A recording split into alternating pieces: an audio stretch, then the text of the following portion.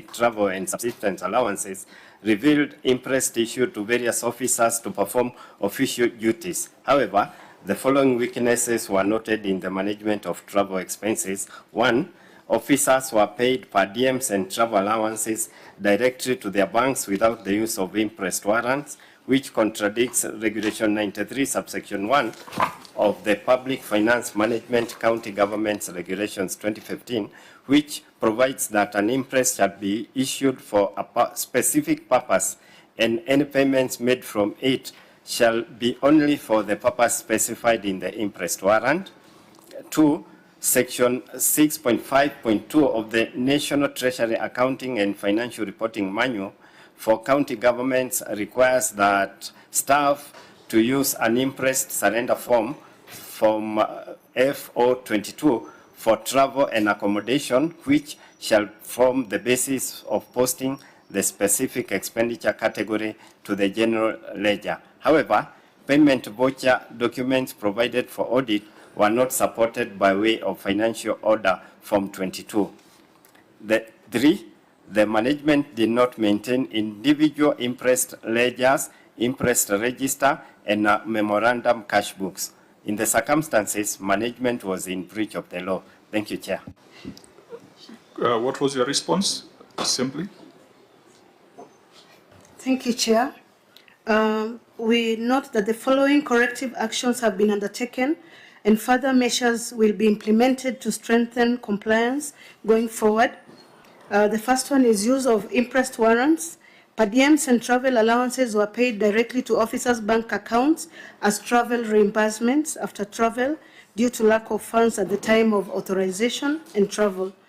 Measures have been put in place in line with Regulation 93(1) of the Public Finance Management County Governments Regulation of 2015. All payments for official travel are currently supported by duly authorized imprest warrants. The second one is use of imprest surrender forms, that is from FO22. Most imprests were not approved in advance due to cash flow constraints, and as a result, travel-related claims were processed on reimbursement basis. Timely release of exchequer funds will facilitate prompt imprest issuance and reduce reliance on reimbursement arrangements.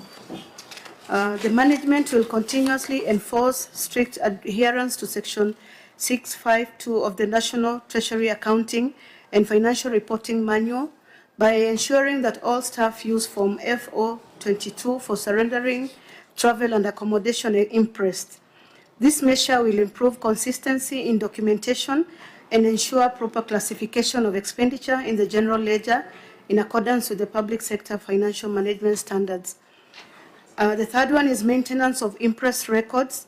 Individual imprest ledgers, registers, and memorandum cash books have now been put in place, and designated officers have been assigned responsibility for maintaining them. Thank you, Chair. Auditor General, have you reviewed those controls? Are they in place? Are they effective? Thank you, Chair. We'll be able to review the measures in the audit of 25-26. The weak controls, did they result in any loss of funds? What we looked at is the ability, maybe the risk of misuse of the resources that have been given, accountability of the resources that have been given, and misuse. Maybe the funds may have been used for purposes for which... But there was no demonstrable loss of funds as a result of the weaknesses? There wasn't, Chair. Okay. Patrick?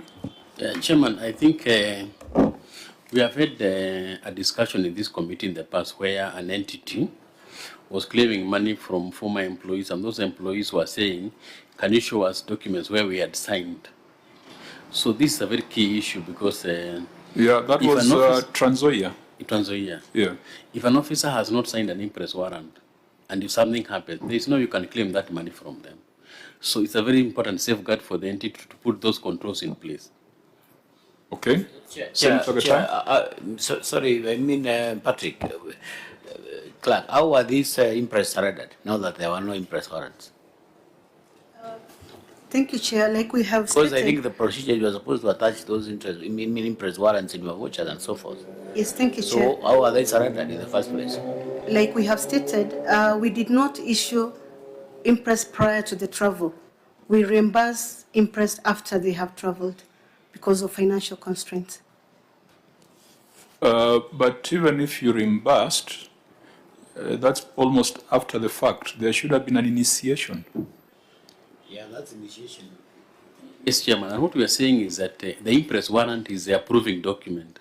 You may have the letter authorizing you to travel, but the impress warrant is the one that now commits you that you have taken money from the entity. Even if you have not taken, is a document that commits that even when you came back, you'll be able to surrender that money. Because for you to surrender, there must have been a warrant. You must have a warrant. Yeah? Yes. But I can see that in terms of their response, they are saying that they are now going to do A, B, C, D. And that's something that can be tested going forward. Now, this is a very, very important point in terms of the conversation that we have been having informally, where governors do not want to come before this committee. And we have taken the position that you cannot be allowed to draw more funds if you have not accounted for what had been allocated to you. And that's a basic principle even here in imprest management, that if you are given a warrant and you are yet to surrender, you should never get another imprest. Here in Parliament, it is strictly enforced. In fact, in Parliament, if you travel and you have not submitted your travel documents, your boarding pass and all that, you will never get an additional disbursement. It does not matter who you are, whether you are the commissioner, whether you are the speaker, and after 7 days, interest starts running. And then the deduction is done automatically. And so the message that we are passing to the governors is there is no malice here. What we are doing is a constitutional and a statutory duty. For them to appear here is not a favor to anybody. It is not a favor to the institution. It's not even a favor to the people they lead. It is a responsibility that comes from the oath that they took. And Speaker, in as much as I said earlier that you have not done us any favor by coming here because it is your duty, but I take note, having spoken to a few members of the County Assemblies Forum and a few speakers and clerks, that the COG has attempted to recruit the County Assemblies Forum in their illegal protestations. And I want to tell the County Assemblies Forum, the speakers, the clerks, that you have done the right thing. Do not get into a bandwagon which will lead you to ruin. Continue doing what you're doing. When you appear before the Senate, we will handle you fairly. You will benefit from our collective experience. And I think you will be wealthier in a way when you interact with the Senate.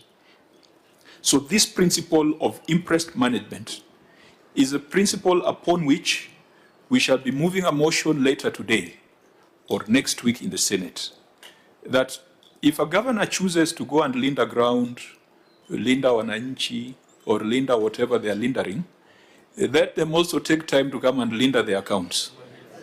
Yeah? Chair, point of order. The chair cannot be out of order. Just 1 minute, Chair. Senator, I can confirm. Senator SIFUNA. I can confirm that all Linda Mwananchi governors are attending. In fact, as we speak today, now, Governor Orengo is before the Senate Public Investments Committee. The bad manners are those Linda ground governors. Those ones you don't mix us up, Chair. Because on our part,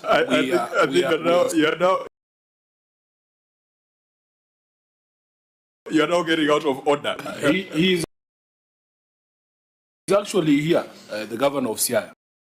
Yeah, we hope that we'll come before this committee. Do we have those entities in law? The Linda ground, the Linda Mwananchi, are they?